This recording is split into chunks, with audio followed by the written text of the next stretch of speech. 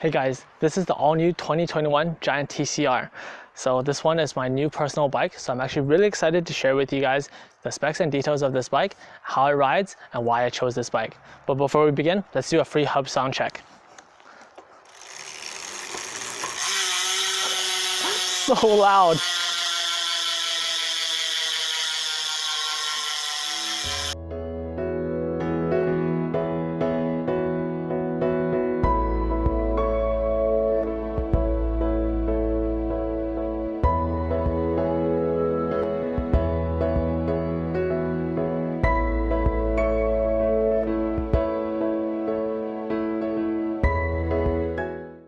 So this is the 2021 Giant TCR Advanced Pro Zero disc in size small. And for reference, I am 175 centimeters tall.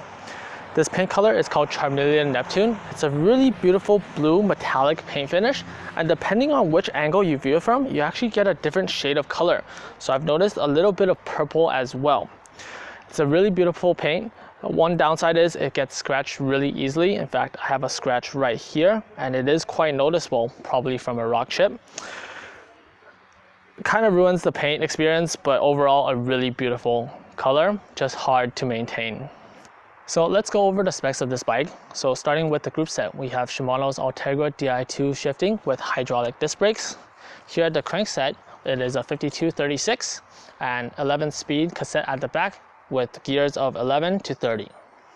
So here at the front, we have a Contact SL aluminum stem that's 100 millimeters. The handlebar is carbon, a Contact SLR 40 millimeter handlebar, pretty nice, very light. Here at the back, we have a carbon seat post and a specialized Roman Evo saddle. The bike does come with a stock Giant Fleet saddle, but I personally didn't like it, so I sold that off and swapped on this one. Braking is Shimano Ultegra hydraulic disc brakes. The rotors here at the front are 160, the rotors here at the rear are 140 millimeters. I really like the look of these Shimano disc rotors. They look like Ninja Shurikens, and they do have Shimano's ice technology, so that keeps the rotors nice and cool under hard braking.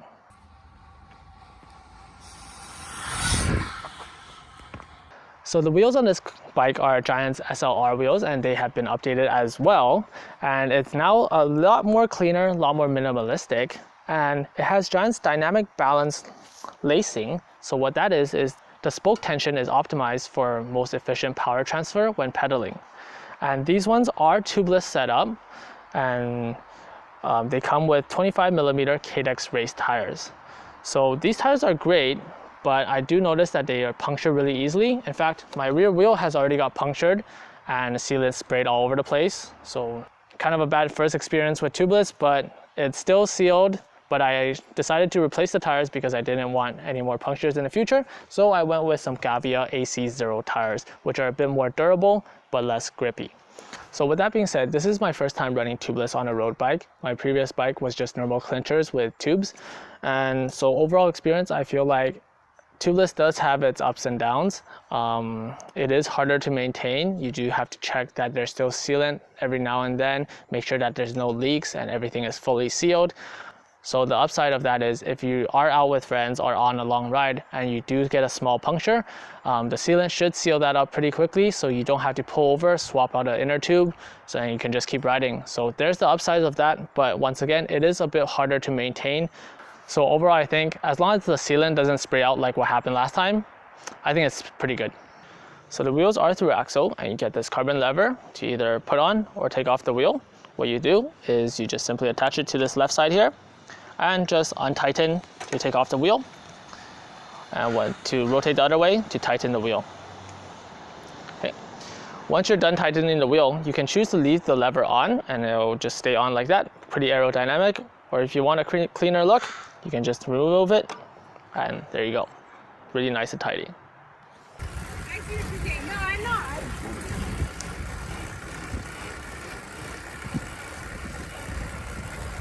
So with this being the all-new 2021 TCR, you might be like, hey, this looks exactly the same as the previous version. And yes, that was exactly my first impressions when I saw this bike as well. Nothing has changed in terms of the overall design. They still get that sloping top tube, and it's compact frame design. So what's changed is the tube shapes are now more aerodynamic. You get a more truncated tube shape design, and all of the carbon layups are all new as well to create a more lighter and more aerodynamic TCR.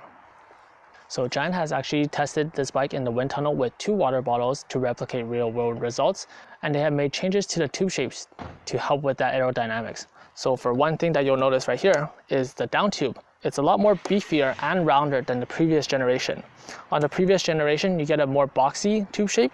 Now on this new one, you get a more truncated tube shape design with a flat top and rounded bottom.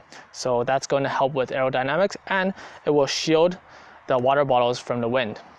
So secondly, the fork is all new. It is now more lighter and stiffer than the previous generation.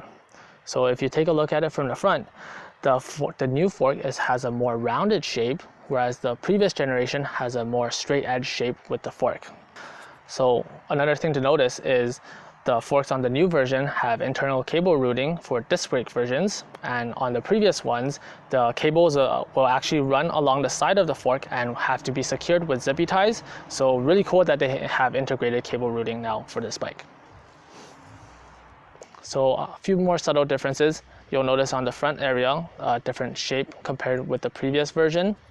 And so here on the rear wheel, you do notice that in the new version, there is a small cutout here for the rear wheel, whereas on the previous version, it is just a straight line.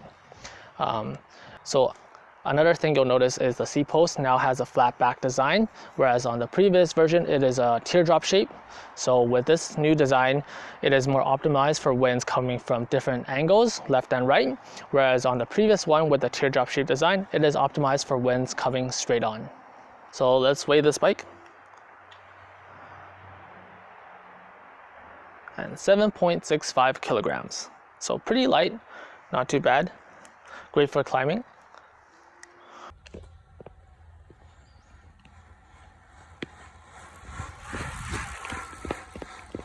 So let's look at some details of this bike. So you'll notice that in the front cockpit, there's no internal cable routing. Giant has chosen to do that for ease of maintenance. On the Propel, they do have the internal cable routing, but on the new TCR, they don't. And for me, I don't really care about it. It doesn't really bother me that it doesn't have internal cable routing. I think it looks pretty clean, especially when I'm riding. My Wahoo blocks this brake cable, so I really only see the shifting cables coming off from the side. It's a pretty clean look from my point of view. This is the Di2 version, so there is only 3 cables running out from the bike. So on the mechanical shifting versions, there are a lot more cables. In fact, the cables run outwards from left and right and into the center down tube right here. So it is a lot more messier. So if that really bothers you, I wouldn't recommend going for the mechanical version. Go with the Di2 versions. The cable routing is a lot more neater. So one thing that you do get with the bike is this computer mount attachment that just goes on to the screws right here on your handlebar. So I've chosen not to use it and instead use the original Wahoo mount that comes with it. Reason being is if I were to attach it on this one, it looks very ugly and non-aerodynamic. I just don't like the look of it. It looks very bulky. So I've decided to stick with the normal computer mount. It looks a lot more cleaner, and yeah, just like that. So with this being the TCR Advanced Pro, you do get Giant's dual-sided power meter as standard. A lot of bike manufacturers are offering power meters on their bikes, but at a higher price point. So at this price point, at around 6,500 Canadian, having a dual-sided power meter is a really great value. So the power meter is neatly integrated into the crankset. You barely notice it. On the back, you can see these small boxes. That's where the power meter is. And then as you ride, it lights up. So that's how you know it's on. And then to charge it, you get this 2-side split cable that comes with the bike. And then to charge it, you just simply attach it by magnets and then plug it into a USB. And there you go. Easy as that.